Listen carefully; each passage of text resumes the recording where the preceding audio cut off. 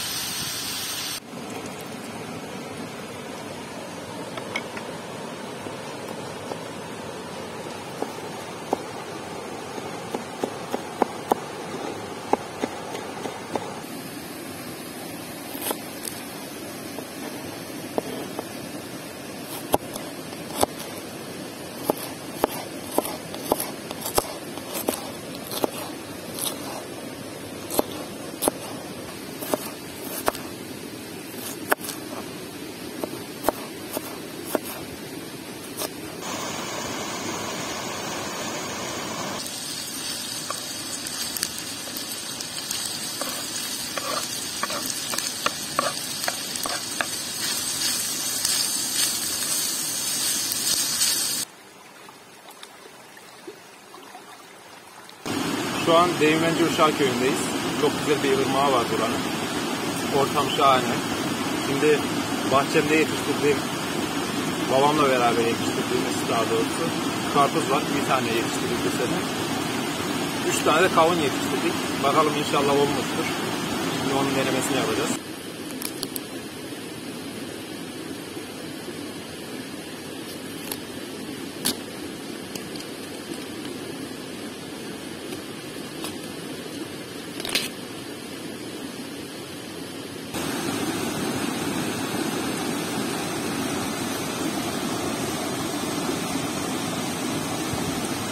Çok güzel olmuş, muazzam olmuş.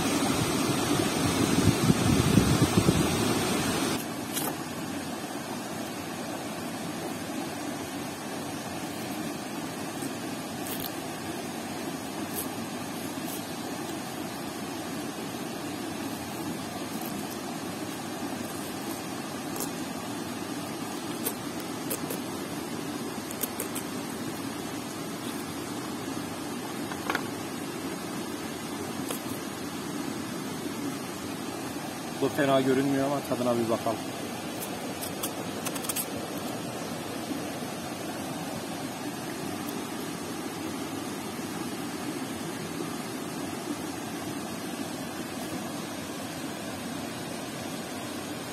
Olmamış.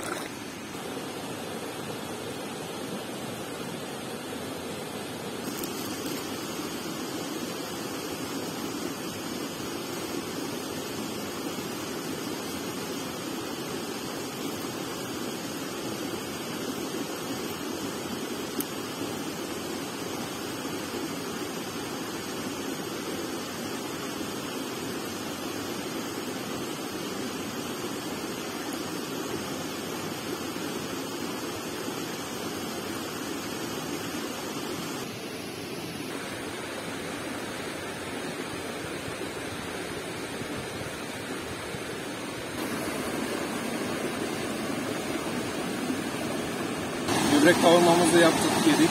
Gayet güzel oldu. Şimdi toparlanma vakti. Bundan sonraki videolarda görüşmek üzere. Kendinize iyi bakın. Doğada kalın.